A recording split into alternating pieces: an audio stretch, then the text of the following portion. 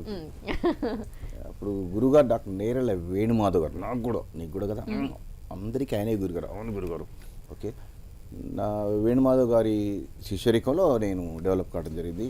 బేసికల్గా ఖమ్మం, ఈ హైదరాబాద్ కదా, మరి దండం పెడతారా, నువ్వు మాట్లాడకు. ఖమ్మంలో నేను ఎస్ఆర్&బి బీజేఎన్ఆర్ కళాశాలలో చదువుతున్నప్పుడు మిమిక్రీ ఆర్టిస్ట్గా కొంత తరఫీదు పొంది, ఆ తర్వాత దేశాలు తిరగటం. అంటే నేను పార్టిసిపేట్ చేసిన మొదటి ప్రోగ్రామ్ ఫస్ట్ ప్రైజ్ వచ్చింది ఆ కాలేజీలో. దాంతో ఇంటర్ కాలేజీలో, ఆ తర్వాత ఇంటర్ యూనివర్సిటీలో అంటే ఫస్ట్ ప్రైజ్లు వచ్చాయి. దానికి 2-3 కారణాలు ఉన్నాయి. అప్పట్లో మిమిక్రీ ఆర్టిస్టులు ఎక్కువ లేరు, ఆ కళ కొత్తది. ఇప్పుడు మా శివ చెప్పినట్టు ఇప్పుడు బీట్ బాక్స్ ఐటమ్ అప్పుడు లేదు, అట్లనే మిమిక్రీ ఆర్టిస్టులు అప్పుడు తక్కువ ఉన్నారు. కాబట్టి అప్పట్లో ఎన్టీ రామారావు గారు ప్రసిద్ధి పాత్ర, అందుకే నేను పాత ఐటమ్స్ ఎక్కువ చేస్తూ ఉంటాను. ఆ నేపథ్యంలో మ్యూజిక్, కుర్బానీ మ్యూజిక్లు అట్లాంటివి కొన్ని ఉండేవి. ఇప్పుడు మనోడు బీట్ బాక్స్ చాలా బాగా చేశాడు. అప్పట్లో కుర్బానీ నేను ఆ తరం అట్లా డెవలప్ కావటం. తర్వాత నేషనల్ లెవెల్లో నెహ్రూ కేంద్రోద్యానంలో కర్ణాటకలో మాండ్య జిల్లాకు వెళ్ళటం, శ్రీరంగపల్లి అక్కడ ఫస్ట్ ప్రైజ్, అట్లా డెవలప్ అవుతూ తదుపరి వెంట్రులాక్లో ప్రవేశించి 1919 నుంచి వెంట్రులాక్లో ప్రవేశిస్తున్నాను ఈ క్రమం. అందుకోసం జనరల్ ఇది ఎవరు గురుగారు మరి?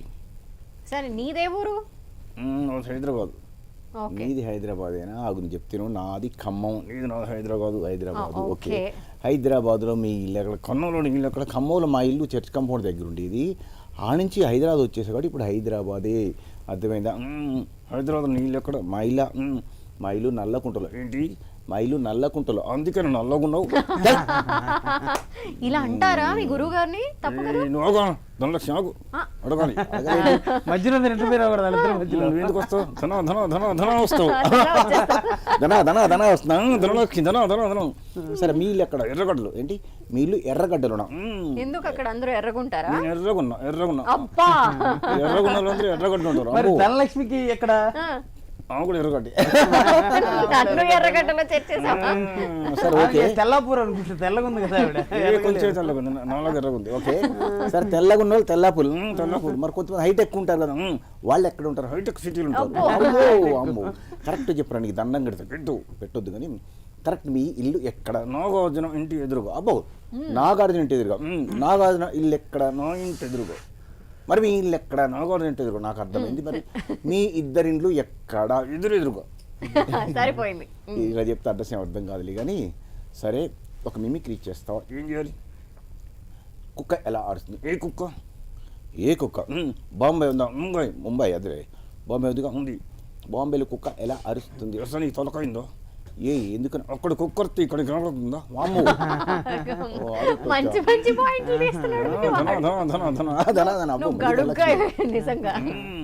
సరే, బాంబే కుక్క కాదు. ఈ హైదరాబాద్ నగరం ఉంది కదా, హైదరాబాద్లో కుక్క ఎలా అరుస్తుంది? ఇక్కడ కుక్కలు కరుస్తాయి. ఇక్కడ కుక్కలు కరుస్తాయా? సరే, అలాగే నేను ఒక మంచి లెక్కకు సమానం చెప్పి. ఏంటది? 2 కలిపితే ఎంత? ఏంటి? 2 కలిపితే ఎంత? నువ్వు చెప్పు. 2 కలిపితే 4. రాంగ్.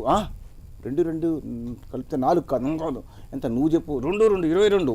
అమ్మో, 2 22. ఇలా తప్పు చెప్పు. నేను 7th క్లాస్ 6 సార్లు ఫెయిల్ అయ్యా. 7th క్లాస్ 6 సార్లు ఫెయిల్ అయ్యాట. వెళ్తే 7th క్లాస్ 7 times అయిపోయేది. ఇంకోసారి ట్రై చేస్తున్నా, ఫెయిల్ కావడానికి. ట్రై చేస్తున్నావా? ఫెయిల్ అవడం కూడా చాలా కష్టం.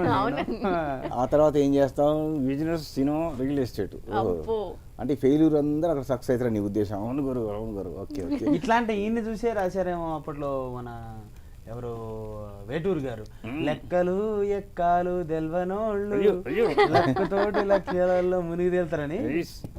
గేమ్ చేంజర్ పనికి వస్తాను. గేమ్ చేంజర్ సినిమా చూస్తావా? నువ్వు బాగా వెయిట్ చేస్తున్నావు కదా సంక్రాంతి ఎప్పుడు? నేను ఒక్కనే కాదు, లక్షలాది మంది ఎదురు చూస్తున్నారు. నువ్వు నిజంగా అడుగు, ధనలక్ష్మి వెయిట్ చేస్తున్నా లేదా? అడుగు. ఏ ధన? హే ధన, నాకు ఇష్టమైన ధన. నువ్వు ఎదురు చూడట్లేదా? 3 సినిమాలు. ఏదో 3 సినిమాలు. 3 సినిమాలు. Game changer. ఇంకా తర్వాత ఇంకా 2 ఉన్నాయి కదా. సంక్రాంతికి వస్తున్నా. అబ్బో నెక్స్ట్ డాకు మహారాజ్. డాకు మహారాజ్ నువ్వేనా అని కాదు, నేనంటే అభిమానులు ఊరుకోరు. డాకు మహారాజ్ గారు బాలకృష్ణ గారు. ఓ గురుగారు శివన్న. సరే అన్ని చూస్తావా సినిమాలు, లేదంటే ఒక గేమ్ చేంజరేనా? లేదు ఇంకా చాలా చూస్తా. అన్ని డాకు మహారాజ్ చూస్తా, సంక్రాంతికి వస్తున్నా చూస్తా. నా శివన్న డాకు మహారాజ్ గొంతు నీకు రాదా? డాకు మహారాజ్ గొంత వస్తుందా? అయితే చెప్పాలి. చెప్తాను నెక్స్ట్ మళ్ళీ నా దగ్గరికి వచ్చినప్పుడు ఆవిడ చెప్పిస్తారు. సరే నువ్వు చెప్పు. నేను చెప్పడం నా శివన్ ఉన్నాడు కదా, నా కోసం వదిలేసాడు. వదిలేసారా? నీకోసం వదిలేసా. గురుగారు కృష్ణ గారు ఎలా మాట్లాడతారు? ఓ కృష్ణ గారా? కృష్ణ గారు న్యూ ఇయర్ చెప్తే ఎలా చెప్తారు? కృష్ణ గారు న్యూ ఇయర్ చెప్తే ఎలా చెప్తారు? సాధారణ కృష్ణ గారు ఎన్ని రకాల హావభావాలు చెప్పినప్పటికీ, ఎన్ని రకాల డైలాగులు చెప్పినప్పటికీ ఒకే పద్ధతిలో ఆడియన్స్ అలవాటు పడ్డారు కాబట్టి అది ఎక్కువ చెప్తాను. మీ అందరికీ నూతన సంవత్సర శుభాకాంక్షలు. ఈ టీవీలో చూస్తున్నటువంటి 10 టీవీ ప్రేక్షకులకు కానీ, ప్రపంచవ్యాప్తంగా ఉన్న తెలుగు వారికి, భారతీయులకు, ప్రపంచవ్యాప్తంగా ఉన్నటువంటి అన్ని దేశాల వారికి మనస్ఫూర్తిగా నూతన సంవత్సర శుభాకాంక్షలు తెలియజేస్తూ, ఈ సంవత్సరం అందరూ ఎంతో ఆనందంగా ఉండాలని, హ్యాపీగా ఉండాలని, సంతోషంగా ఉండాలని మనస్ఫూర్తిగా కోరుకుంటున్నాను. మీ కృష్ణ. థ్యాంక్ యూ గురుగారు. మంచిగా చెప్పాను. ఓకే మరి ఇంకా నాగార్జున చెప్పు. నాగార్జున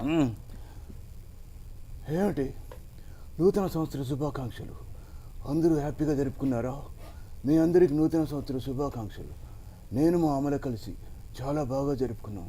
ఒకటే చెప్తున్నాను, అందరూ హ్యాపీగా ఉండాలి, అందులో మనం ఉండాలి. Very good. సరే ఇక నువ్వు కూడా ఇమిడియేట్ చేయాలి. ఈ లోపు నేను తనతో మాట్లాడతా మేఘతో. ఓకేనా?